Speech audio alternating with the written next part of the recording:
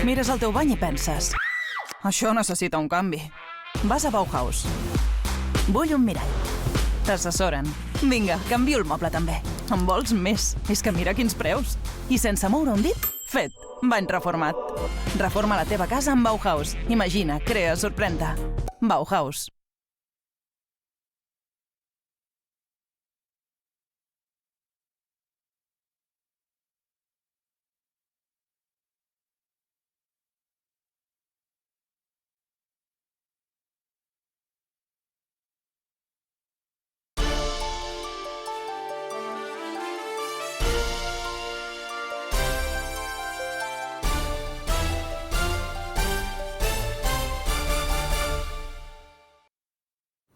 Què tal? Bon vespre, benvinguts i benvingudes una vegada més a l'entrevista d'aquesta casa de Televisió de Girona, on avui parlarem d'un projecte socioeducatiu, un projecte relativament jove, que fa uns quants anys que treballa des d'aquí, des de la ciutat de Girona, però que abarca molts àmbits i ho fa amb molta activitat.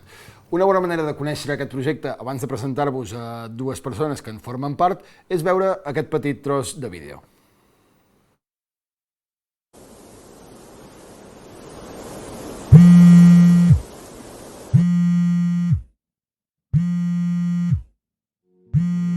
M'aixeco. Bon dia! Em rento les dents. Em pentino. Reso. Preparo l'esmorzar.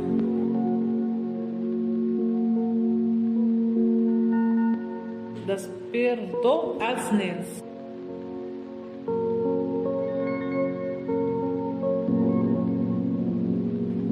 Dono l'esmorzar als nens.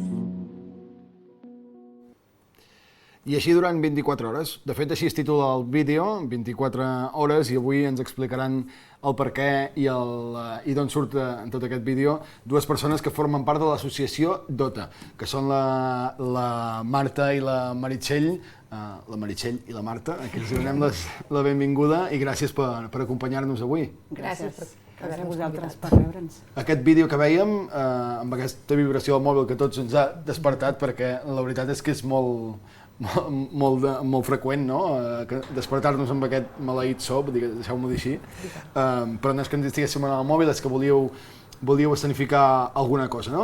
Què significa i per què heu fet aquest vídeo, per què l'heu divulgat?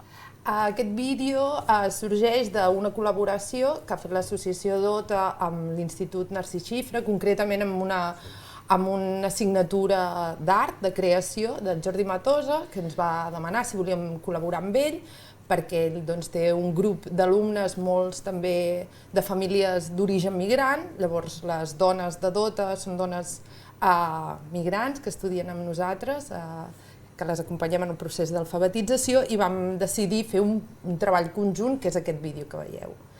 I vam decidir centrar-lo en aquestes 24 hores en què aquestes dones, que sovint estan molt invisibilitzades, i això, veure què és el que fan tot el dia i sobretot com treballen, que treballen molt, perquè si tu els preguntes si treballen et responen que no, i nosaltres diem no treballes remuneradament, però treballes molt gratis, i això és una idea que volíem transmetre a través d'aquest vídeo, d'aquestes 24 hores. Com tantes i tantes persones, i especialment, deixa'm dir, moltes i moltes dones que segueixen treballant les 24 hores sense aquesta remuneració que ens deia la Marta, i moltes us venen a demanar ajuda al final, no?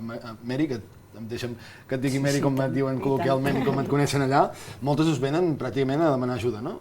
De fet, la majoria arriben o a través d'altres amigues que ja venen a estudiar o derivades d'entitats de Salt. Nosaltres estem a l'Ateneu Popular de Salt.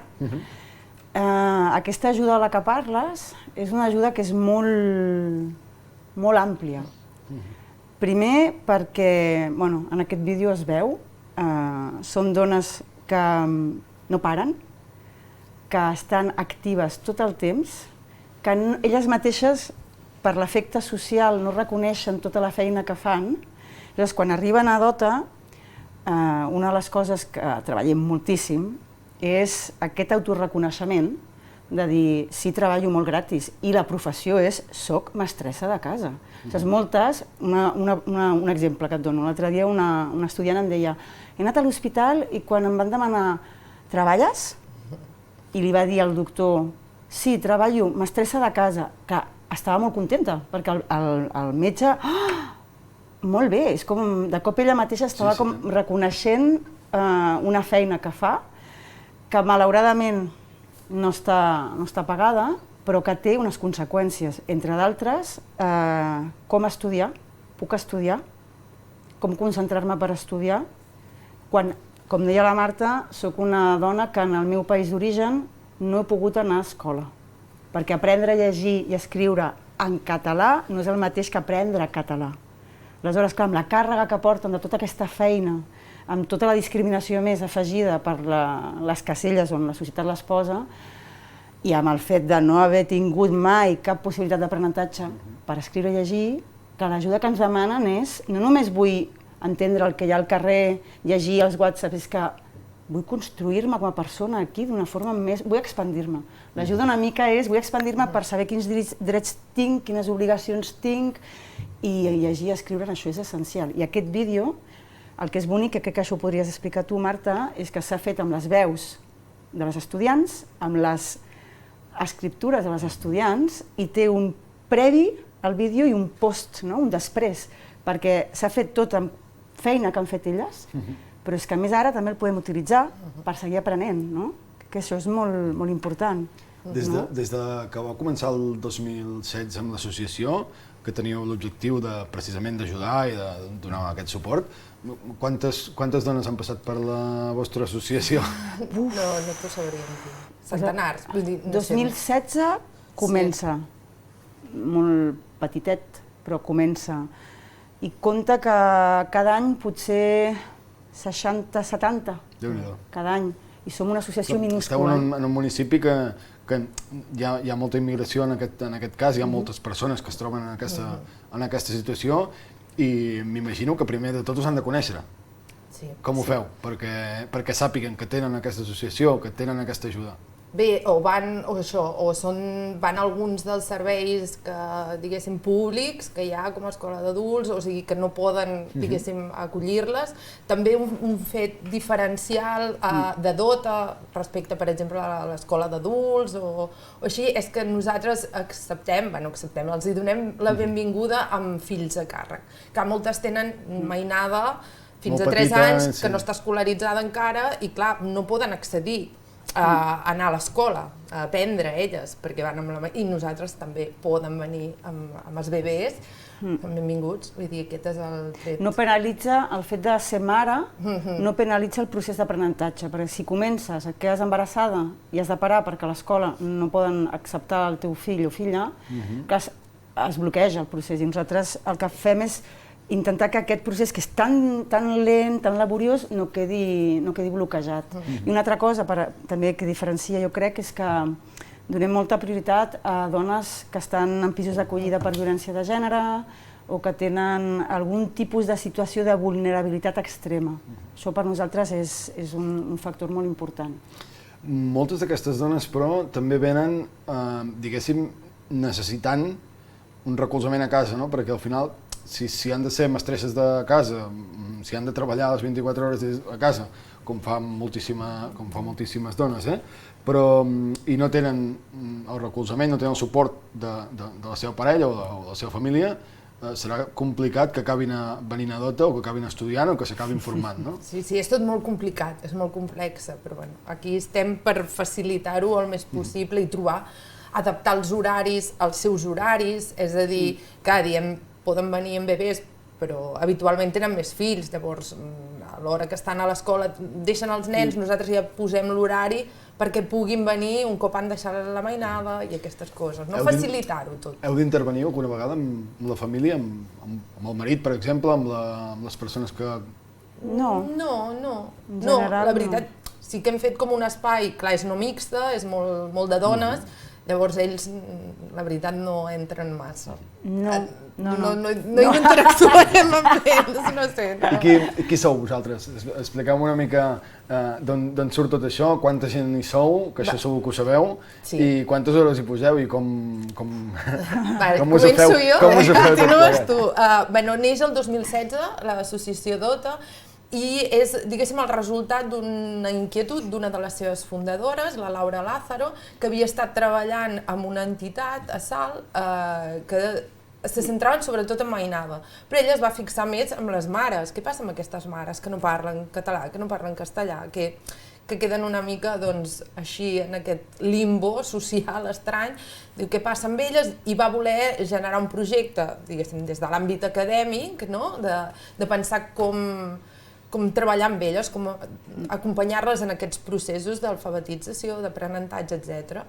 I ella i un grup de dones van muntar DOTA i nosaltres vam anar entrant i es nota una mica el canvi quan entrem a l'Ateneu Popular de Salt, amb un projecte de la Generalitat que és Comunalitats, que això ha fet que ens poguéssim replantejar l'entitat, enfocar-la, diguéssim, ajustar-la millor per donar, no m'agrada, més bon servei o acompanyar-les millor. Sí que una cosa important potser el que estàs dient respecte a aquesta darrera etapa, que crec que és clau, és que moltes vegades parlem amb altres persones que estan també acollint gent de trajectòria migratòria, i en particular les dones, i sí que passa que quan una persona no ha pogut anar a escola mai, hi ha uns mecanismes cognitius, uns mecanismes d'aprenentatge, de col·locar-te al món inclús, que no s'han activat. Però no vol dir que no tinguis potència per fer-ho i capacitat per fer-ho, tu tens un bagatge increïble. Una de les coses que diria, els 2 últims anys, que estem com treballant molt i també veient amb altres companys i companyes de Girona, de Salt, que estan amb aquesta tasca de poder facilitar l'aprenentatge de la lectura i l'escriptura en català, és que ens hem adonat que no es pot aprendre igual que aprens en una classe de català a segona llengua. S'han d'inventar noves maneres que són molt basades en el cos, en l'afecte i en l'experiència. Per exemple, hem posat en marxa una activitat que està funcionant moltíssim, al punt que vam posar 1 hora l'any passat, ens han demanat més, aquest any hi ha 2 grups, 2 hores, que és moure's, cos i llengua. Fem exercici, relaxació per aprendre català, de forma inconscient.